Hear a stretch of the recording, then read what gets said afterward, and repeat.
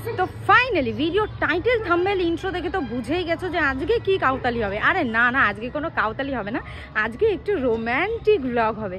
Finally তোমাদের কাউতালি queen single থেকে mingle হয়ে গেছে।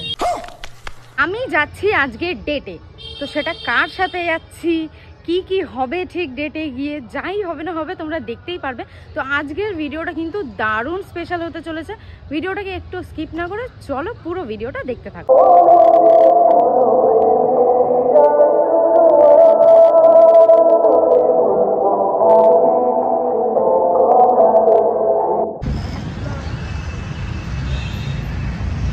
যত সব ভুলভাল মানুষ ফোন করে। তো গাইস ফাইনালি চলে এসেছি হচ্ছে শেরে পাঞ্জাবে, ঠিক আছে? কার সাথে এসেছি এটা দেখানো যাবে না, চ তুই চ হচ্ছে এখান থেকে হচ্ছে আমরা ডিনার করবো। ডিনার করে তারপরে আজকে যাবো আবার খাদান দেখতে। আমাদের 10টা 25-এ হচ্ছে শো টাইম রয়েছে, তো এখান থেকে খাওয়ান দাওয়ান করে নিয়ে তারপরে ওখানে যাবো। আমার না ভীষণ অকওয়ার্ড ফিল হচ্ছে, লজ্জা লাগছে। আমি চারিদিকে কত সুন্দর করে সাজিয়েছে, এটা কি ক্রিসমাসের জন্য?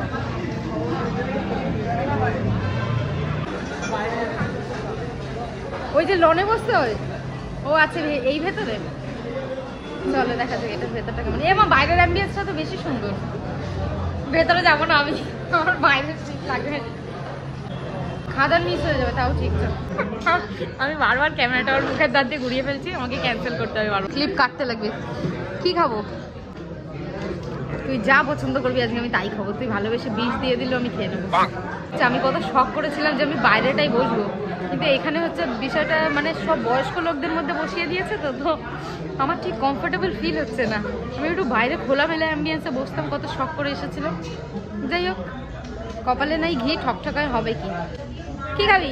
গাইস, আজকের ভিডিওতে আমি তোমাদের সাথে হচ্ছে আমার লিপস্টিকের কালেকশন শেয়ার করব, যেটা কিন্তু সুপার লং লাস্টিং আর আমার লিপসগুলো একদমই ড্রাই করে না। And the lipstick is none other than Mamaearth moisture matte long stay lipsticks, যেটা কিন্তু আমার সবচেয়ে ফেভারিট লিপস্টিক। তার আগে আমি তোমাদেরকে একটা কথা বলে দিই যে মামাআর্থ কিন্তু হচ্ছে একদমই ইন্ডিয়ান ব্র্যান্ড। মামাআর্থের সমস্ত প্রোডাক্ট তোমরা মামাআর্থের ওয়েবসাইটে আর তারই সাথে পার্পল, নাইকা, অ্যামাজন, ফ্লিপকার্টে পেয়ে যাবে। আমি তো অনেকগুলো লিপস্টিক পারচেস করেছি, তার মধ্যে স্পেশালি এই শেডটা কিন্তু আমার দারুণ লেগেছে, যেটা হচ্ছে কার্শিয়ান nude. And Mamaearth keep improving their product according to customer feedback. তো কমেন্ট বক্সে অবশ্যই নিজেদের ফিডব্যাক জানিও, যাতে মামাআর্থ নিজেদের প্রোডাক্টগুলোকে আরো ইমপ্রুভ করতে পারে। আর যেহেতু এটা এখন তোমরা নিয়ার বাই স্টোরেও পেয়ে যাবে, তো তোমরা কোন স্টোরে যাও অবশ্যই কমেন্ট করে জানিও।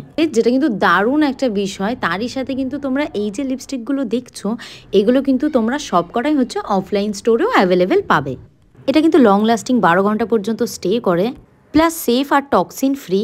এতে আছে অ্যাভোকাডো অয়েল আর ভিটামিন ই। আর এখন যেহেতু উইন্টার আর ওয়েডিং সিজন চলছে, তো তার জন্য কিন্তু এটা বেস্ট একটা অ্যাপ্রোচ।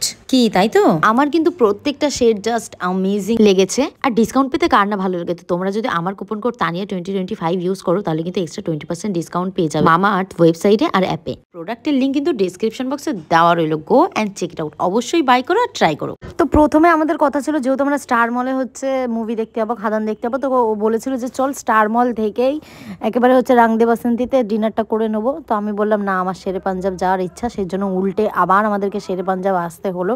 আর আমি এখানটা ঠিকঠাক করে ব্লগটা করতে পারছি না, কারণ ফ্যামিলি জোনে বসিয়ে দিয়েছে। ঠিক বুঝতে পারছি না বিষয়টা হচ্ছে আমাদেরকে এই ফ্যামিলি জোনে কেন বসতে দেওয়া হয়েছে? আমাদেরকে তো বাইরে দেওয়া উচিত। আমরা তো একটা ডেটে এসেছি, বলো, আমাদেরকে এই চারিদিকে সব বয়স্ক লোকজন, চারিদিকে সব ফ্যামিলি, ছানা পোনা সব নিয়ে এসেছে, তাদের মধ্যে আমাদের মানায়? কেমন একটা বিচ্ছিরি ব্যাপার হয়ে গেল, আমার ভালো লাগছে না।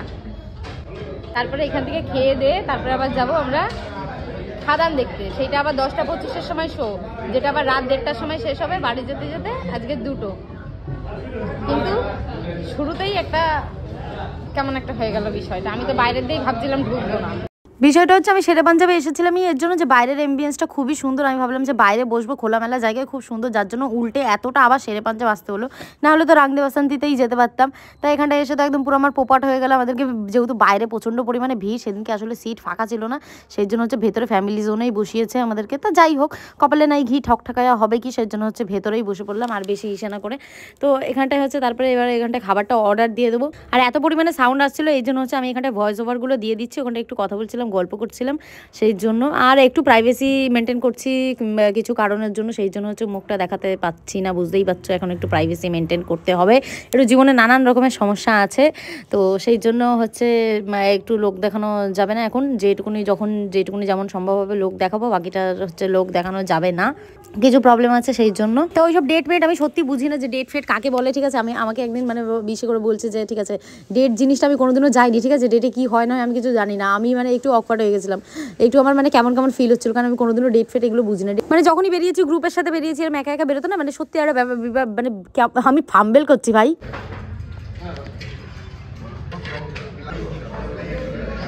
বিষয়টা হচ্ছে আমার ব্লগটা ধরবে কে এবার, হাত পা কিছুই দেখানো যাবে না। হ্যাঁ তুই ধর, আমি সার্ভ করে দিচ্ছি, না আমি তোকে সার্ভ করে দিচ্ছি।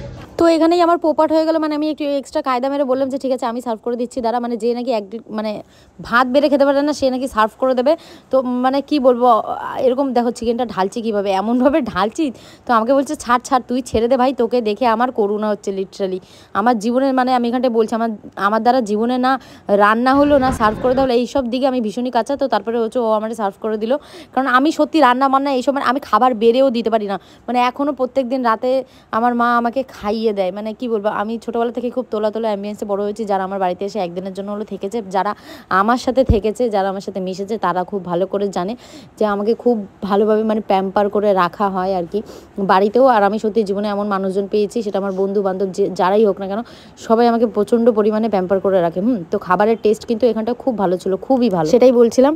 আর এরপর আমরা বলাবলি করছিলাম যে আমরা রাংদে বাসন্তীতে একদিন যাব, আসলে আজকে বলেছিল ও যে উল্টে কেন যাব, স্টার মলেই তো যাব মুভি দেখতে, তাহলে সেই জায়গায় রাংদে বাসন্তীতেই যাই আমরা, তো আমি কায়দা মেরে বললাম না ঠিক আছে শেরে পাঞ্জাব যাবো, গিয়ে তো ভেতরে বসতেও পারলাম না ছাতা, সেই তো বাইরে বসতে হলো, তো খাওয়া দাওয়া এখানটায় হয়ে গেছে, হয়ে এবার আমি হাত ফাতগুলো ধুয়ে নিচ্ছি। আর গাইস তোমাদের কিন্তু ভিডিও শুরুতে আমি একটা প্রথমে ঢপ মেরে দিলাম যে তোমাদের তানিয়াদি ফাইনালি মিঙ্গেল হয়ে গেছে, না ওরকম কোনো ব্যাপার নেই, ঠিক আছে, আমি জাস্ট এটা ক্লিক বেট দিলাম যে মানে যাতে তোমরা হচ্ছে ভিডিওটা দেখো বেশি করে, সেই জন্য আমরা কিন্তু শুধু বন্ধু, মানে যেই আছে সাথে সেই হচ্ছে মানে শুধু বন্ধু, ওরকম কোনো ব্যাপার নেই, রিলেশনশিপ টার্মসে কোনো ব্যাপার নেই, যখন কিছু হবে না হবে তোমাদের জানানো হবে নিশ্চয়ই।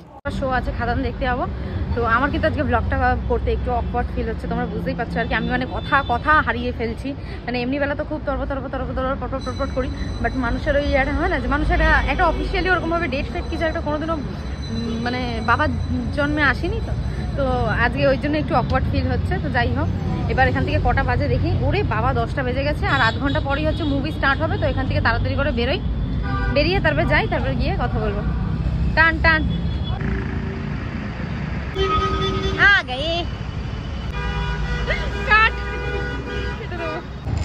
পার্কিং, এবার এই পার্কিং এর এটা যদি আমি হারিয়ে ফেলি তাহলে কি হবে, যাওয়ার সময় আমাদের গাড়ি দেবে না। চলো গাইস ফাইনালি চলে এসেছি একদম পুরো টাইম টু টাইম। এখন কটা বাজে? 10:20 বাজে, আর 5 মিনিট বাকি, ঝটপট করে যেতে লাগবে। হতি হে ফিলিংস, কিন্তু আমি পুষ্পার গান করছি কেন? আমি তো এখন খাদানের গান করা উচিত আমাদেরকে। সব ফাঁকা, চারিদিক সব ফাঁকা। অনেকদিন পর আমি এরকম লেট নাইট শো দেখছি, অনেক दिन पर।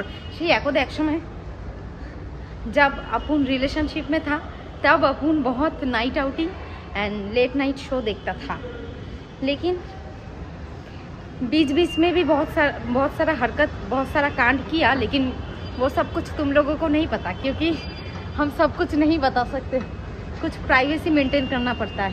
ये देखो ना, जैसे कि इसका मुंह नहीं दिखा सकते। এটা কোথায় একটা মাসাজার কি বিশ্বাস আছে, মেশিন আছে, একদিন আমি মাসাজ নিতে আসবো। উফ বাবা আমার কি বডি পেইন। শো শুরু হয়ে গেছে আর আমরা বাইরে ফটো ভিডিও করছি না।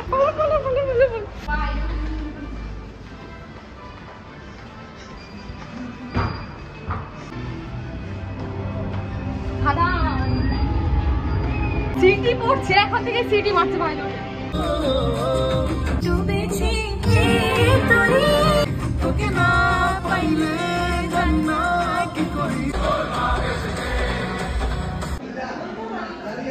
খাদান দেখা কমপ্লিট, জাস্ট অ্যামেজিং।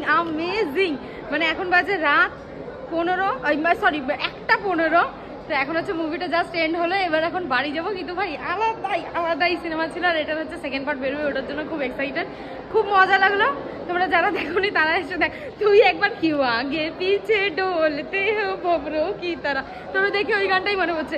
কিন্তু আলাদাই মুভি ছিল ভাই, হেভি মজা পেয়েছি, সেই মজা পেয়েছি। সবাই দেখতে আসো, ভালো লেগেছে। দেবদা, পার্কিং এর টিকিট তোর কাছে দিয়েছিলাম না? তো গাইজ আমার মাইন্ড এত শার্প, মানে কি বলবো, যখন মুভিটা স্টার্ট হয়েছিল আমি তখনই ওখানটায় বুঝে গেছিলাম। আমি ফার্স্টেই আমি ওকে বলেছি যে ভাই এটাতে যিশু ভিলেন বেরোবে।